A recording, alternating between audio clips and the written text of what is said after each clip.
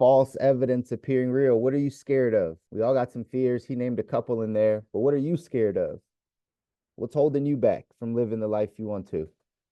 What's holding you back from becoming all that God called you to be? Right? There's a fear there. There's some basic fears. There's some human fears that we have.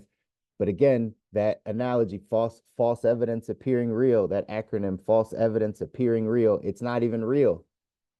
It's not even real. So why do we let it hold us back? The media is good at it. Tony Robbins in there said, right? One of the easiest ways to control people is through fear. It's through fear. But if we're going to be the people that are not controlled, that are a little irrational, that are stepping out of our comfort zone to get to the life that we want, then we can't be held back by fear. I was reading Think and Grow Rich. If you haven't read it, right, it's one of those books you got to read, Think and Grow Rich by Napoleon Hill. I was reading it, and in there talks about the ghost of fear. I was going to read a bunch of it, but I found a site that summarized a lot of the fears that are in there. I'm going to share it with you really quickly so that you can all see this as well. In the book, Think and Grow Rich, he calls it the ghost of fear, right? And basically saying that these things don't even exist, right? I'll read this because it summarizes it, and then we'll dive into the text. But I just want you to understand that fear is something that we all experience. Who is it? Tim Ross. Tim Ross often says, if you can't do it brave, do it scared. Either way, you got to do it, right? If you can't get rid of the fear, you have to, like, you just have to do it scared. And the more that you do something that's scary to you, that is attacking one of your fears, the more that fear diminishes, the more it gets smaller in your life. But if we feed into it, whatever we feed grows. So that's why you'll come across some people that have allowed fear to overtake their life in many different areas. Again, in Think and Grow Rich, here are the 6 fears that he kind of dives into. I'll read this because, again, it summarizes it. It says here, Napoleon Hill made it very clear, if you don't overcome your fears, you're probably about as far as you're ever going to go. He calls them ghosts because fear is not real. Fear is nothing more than a state of mind. Hill identified the following 6 basic fears that every human being suffers with at one time or another. As you read through some of the signs and symptoms of each fear, determine how many you have. Number 1 is the fear of poverty. The fear of poverty.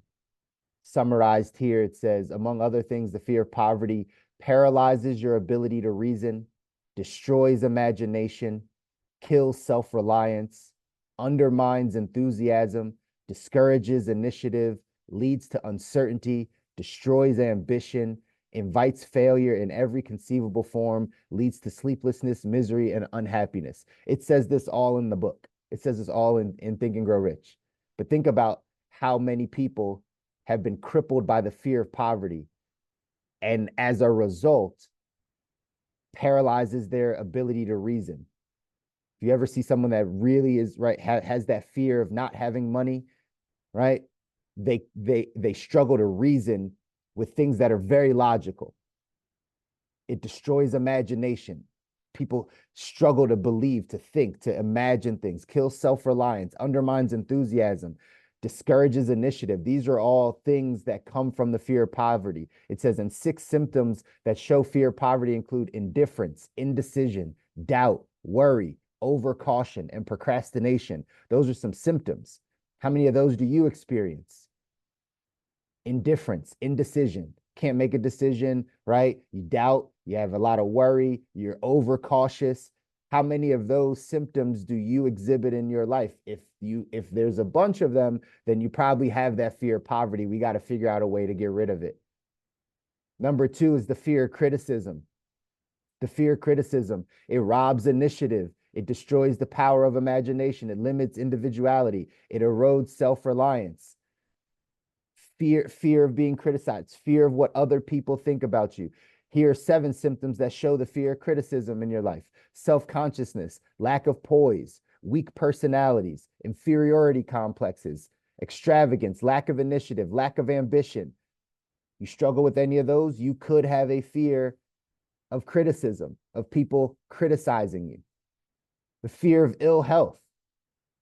It says many people fear ill health because of the terrible pictures that have been planted in their mind of what may happen if sickness or death should overtake them. Consider the following questions to see if you may have the fear of ill health. Do you look for and expect to find symptoms of all kinds of disease? Do you experiment with diets, physical exercise, home remedies without professional guidance? Are you in the habit of talking about illness or concentrating your mind upon disease while expecting its appearance? Are you susceptible to illness and disease? Do you use imaginary illness as a lure for sympathy? Again, you may not struggle with this, but I'm telling you, a lot of people do. And if you do, you have to just understand what the root is. The root is fear. It's false evidence appearing real. The fear of ill health hurts a lot of people that at one time have been sick. I said this on Wednesday when we talk about scarcity mindset, right? And that fear of poverty. Well, if you have once been poor or had a scarcity mind, and then all of a sudden you are making more money, or it doesn't mean your mindset goes away. Same thing in health. If you were once sick or had sickness and it was a very tough place in your life, and then you now are healthy and healthier than you've ever been, you may not have gotten rid of the mindset or the fear of that ill health. So then that starts to control your life. The fear of lost love. Tony Robbins just talked about this, that we all want to be loved, right? It says the fear of lost love. It says, do you tend to be jealous or suspicious of people without any reasonable evidence? Are you in the habit of finding fault with friends and relatives and business associates and loved ones at the slightest provocation or for no reason at all? Do you gamble or spend beyond your means because the hopes that you can buy love? We struggle with, man, if I do this, I will not be loved. This is something that I think we talked about a couple weeks ago, maybe, about when you try to get to the next level in life and you have to shake off your socioeconomic group, your friends circle, the people that you're comfortable with. Well, a lot of times people are scared to go beyond it because they feel like they're going to lose love. They feel like they're not going to have friends. They feel like they're not going to have associates. They're going to be on an island all by themselves. So they stay exactly where they are because that fear of losing love is holding them back. Fear of old age. Napoleon Hill talks about the most common cause of fear of old age is associated with the possibility of poverty. Other causes, the possibility of ill health and the possibility of loss of freedom and independence. If you have any of the following symptoms, you may have a fear of old age: premature slowdown, you apologize for your age, you lose initiative, you masquerade as a younger person. These are deep-seated fears in our society. The question is, are they controlling you? Are they controlling your life? Have you evaluated this? Have you sat down? Have you gone to therapy? Have you prayed about these types of fears? You think it's just, again, the outcome. Oh, I'm not making money, but maybe you have a fear of poverty. Maybe the fear is causing you to not be able to do the things that you know you need to do. The sixth one is the fear of death. To some, it says here, to some, this is the cruelest of all basic fears. But as Napoleon Hill points out, if death is not a mere change or transition, then nothing comes after death except long, eternal, peaceful sleep. And since sleep is nothing to be feared, you may wipe out forever for the fear of death. You may wipe out forever the fear of death. The following three symptoms show fear of death: thinking about dying, fear of onset of poverty in your life, or that your death will inflict poverty upon loved ones, mental depression after getting ill, or loss of love. 6 ghosts of fear. 6 ghosts of fear that Napoleon Hill talks about in the book Think and Grow Rich as to the reasons why people don't ever get to the life that they want. So now that you've heard these things and you get a chance to reflect on them, are any of these controlling your life? It's natural if they are, but it's not going to help us get to the life that we want if they are. We have to change our thinking because, as Napoleon Hill said up here, right, that these are states of mind, right? That's what it said. It says, he calls them ghosts because the fear is not real. Fear is nothing more than a state of mind. So if you change your thinking state of mind around these fears, your life can change. That's how it works. But we have to first become aware of the fears that are controlling us. We have to be aware of the fears that unconsciously are dictating our actions. We have to become aware of these things. And once you're aware, then you can make changes. Once you're aware, then you can make changes. In our text, 177 Mental Toughness Secrets of the World Class, it says champions handle fear like a snake charmer, right? You have to be able to handle this fear. Can't do it brave, do it scared. But regardless, you got to do it. You can't allow these types of things to hold you back. It says here in the book, the relationship performers have with fear, significant distinction between amateurs and professionals. Amateurs are controlled by their fears, while professionals learn to embrace fear like a snake handler holding a venomous king cobra by the neck. Champions know if they get sloppy or stop paying attention, the cobra will take their life. The great ones use the energy and intensity of fear to drive them to greater heights. They learn how to become comfortable while performing in an uncomfortable state of mind. Say that one more time. They learn how to become comfortable while performing in an uncomfortable state of mind. Repeated exposure to their fears systematically desensitizes them, eventually depleting the fear. An interesting phenomenon often occurs after this desensitization process. Performers fall in love with the activity they used to fear. Suddenly, they can't get enough of the activity because it makes them feel so good. Since the beginning of public opinion polls, the number one fear among people worldwide has always been public speaking, the fear of public humiliation, aka fear of criticism, right? The fear of public humiliation is too much for the ego to bear. So most people develop a tremendous fear of speaking to groups, realizing the incredible force public speaking can be in their careers. Many champions have faced the fear head on and later fell in love with the emotional high public speaking offers. Champions have learned emotional strength and power lies on the other side of fear. On the other end of that spectrum, amateurs usually settle for the short-term gain of avoiding what they fear. Everything you want, ladies and gentlemen, everything you want is on the other side of fear. Everything you want is on the other side of your comfort zone, on the other side of fear. That's where all the good things in your life that you're trying to make happen, that's where they are. That's where they are. So we have to first become aware of what are the fears that we have, the deep-seated fears, the fears that you might not have told anyone.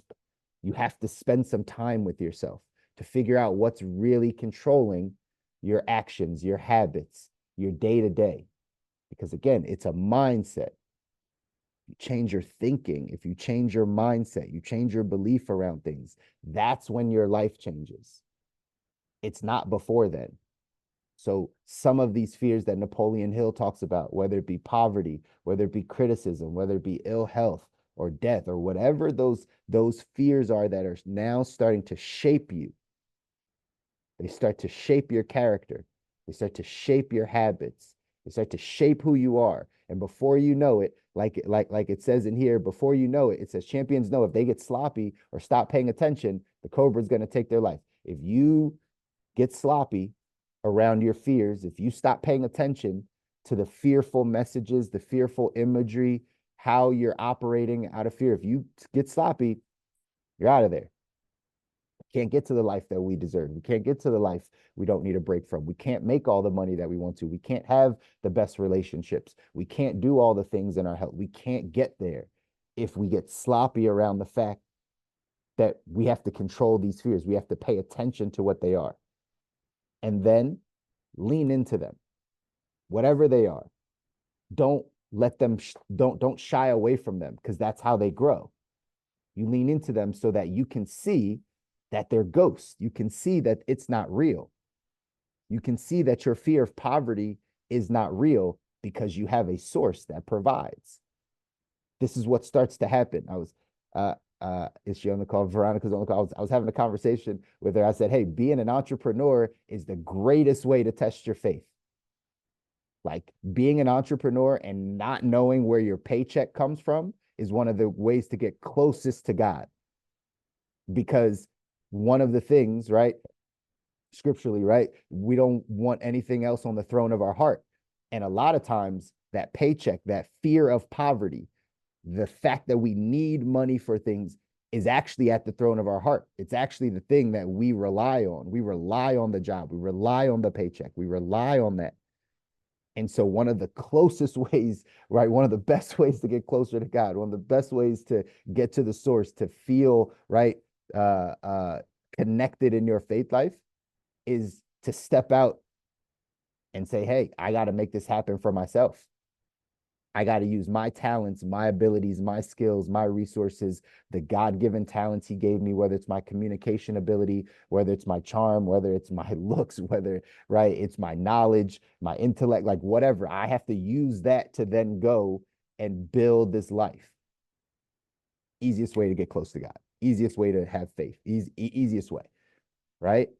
And so understanding that these fears, though, these fears of poverty, these fears of criticism, all these things are the things that now hold you back from getting to that life. So I would challenge all of you this Friday, this weekend, right, to do something that challenges your fears. First, identify what these fears are. Identify what these fears are. And then I would challenge you to push against them. Know that they're not real. Give yourself some words of affirmation against those things. Right? You have to work at this process if we want to go off and design our ideal life. The action step in the book says take inventory of your fears. Are they adult fears or adolescent fears? An adult fear is being afraid of a truck about to run you over. It's the kind of fear that can save your life. Adolescent fear is being afraid of the boogeyman under the bed or being rejected by a prospect or embarrassed in front of a group. The thread is literally made up in our minds. When we allow adolescent fear to hold us back, we're behaving like children. Being embarrassed in front of a group, getting rejected, having someone think something about you. Again, fear of criticism, fear of loss of love. Those are the ones that Napoleon Hill is identifying. But those aren't real fears. There's nothing to be fearful of in that manner. So we have, in order for you to go out and get the life that you want, you have to push against these fears, ladies and gentlemen. You have to push against them. And I encourage you to do it. I know, easier said than done. I still have these fears. I still struggle with some of them. I just, if I know I can't do it brave and courageous, I'm just going to do it scared.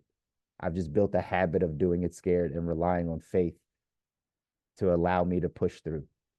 And that's something I challenge you all to do.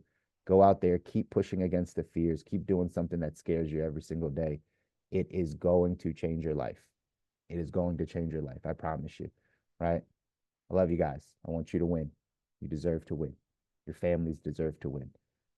You don't deserve to be rooted in fear. It says scripturally, God did not give us a spirit of fear, but of power, of love, and of a sound mind.